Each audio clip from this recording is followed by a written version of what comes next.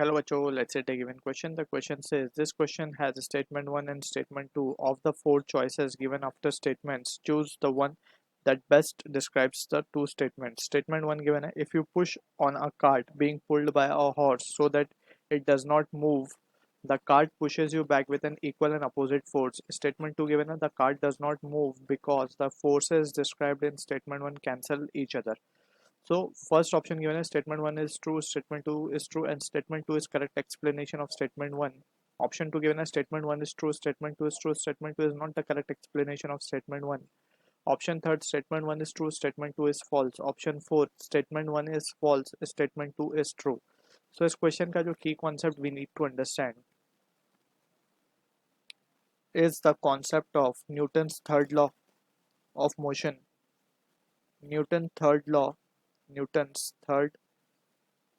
law of motion. अब इस law के according we need to understand few important point. सबसे पहले तो हमें स्टेटमेंट स्टैंडर्ड पता ही है कि to every action there is always an equal and opposite reaction. इसके अलावा there are 2-3 additional point that we need to keep in mind. First is forces,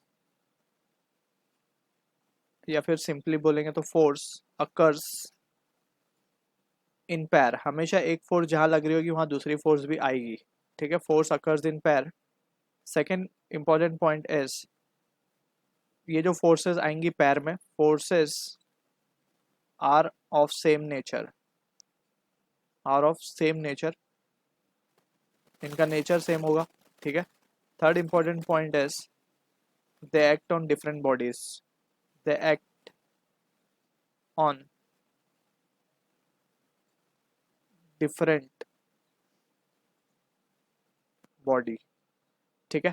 तो ये पूरा कंप्लीट स्टेटमेंट है. फर्स्ट जो स्टैंडर्ड हमें पता है, to every action there is always an equal and opposite reaction. उसके बाद ये 3 पॉइंट हमें याद रखने हैं. Forces always occurs in pair. Forces are should be of same nature. Forces जो भी अकर होंगी पैर में उनका नेचर सेम होगा. यहाँ पे हम बेसिकली इस तरीके से लिखेंगे, this forces are of same nature, they act on different body. तो अब हम इसको अपने गिवन क्वेश्चन में अप्लाई करते हैं and will try to analyse the situation. Let's suppose ये हमारा वो कार्ट है. ठीक है, ये कार्ट है. अब हम इस पर एक फोर्स लगा रहे हैं इस तरीके से. ठीक है. बदले में अब इसको थोड़ा सा हम यहाँ पे इस तरीके से अपना हाथ दिखा देते हैं. Let's suppose this is our hand. इस तरीके से यहाँ पे दिस इज द हैंड जो कि इस कार्ट के ऊपर एक फोर्स लगा रहा है. ठीक है. अब जैसे हमें पता है to every action always equal and opposite reaction. इस हाथ ने, ये हमारा हैंड है, we have to be careful. ये हमने हैंड दिखाया अपना और दिस इज द कार्ट. अब ये दो डिफरेंट बॉडीज है, राइट. अब हमने फोर्स लगाया कार्ट के ऊपर तो हमने फोर्स सिर्फ कार्ट पे दिखाया, ध्यान से अगर हम देखेंगे तो. ठीक है. अब कार्ट क्या करेगी, बदले में हमारे हाथ पे फोर्स लगाएगी तो हम वो सिर्फ हाथ पे दिखाएंगे इस तरीके से. ठीक है. अब ये दोनों का नेचर सेम है. ठीक है. एक्शन रिएक्शन पैर यहाँ पे बनेंगे, नेचर सेम है जब भी. ठीक है. अब कार्ट ने हमारे हाथ पे फोर्स लगाया, हमने कार्ट पे फोर्स लगा दिया. अब अगर हम देखें ध्यान से तो कार्ट के ऊपर अगर कार्ट मूव नहीं कर रही, ठीक है ना, कार्ट इज नॉट मूविंग, सो इसका मतलब ये है कि, तो यहाँ पर देख सकते हैं whether the cart is moving और नॉट. हम ये देख सकते हैं कि अगर हमने एक फोर्स अप्लाई किया तो equal opposite force will be applied on our body. ठीक है. तो स्टेटमेंट 1 में ये बोला गया, if you push on a cart being pulled by a horse so that it does not move, the cart pushes you back with an equal and opposite force. So this is perfectly true, right. Whether the cart is moving or not वो हमें उससे अभी फिलहाल उसे bother नहीं करना. Just हम ये देख रहे हैं कि हमने एक फोर्स लगाया, बदले में हमारे ऊपर एक फोर्स लगी है. ठीक है. तो these are two different body, एक हमारा हाथ है और एक कार्ट है.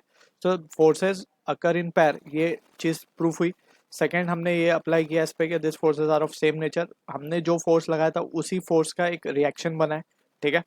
They act on different body, so this points are satisfied.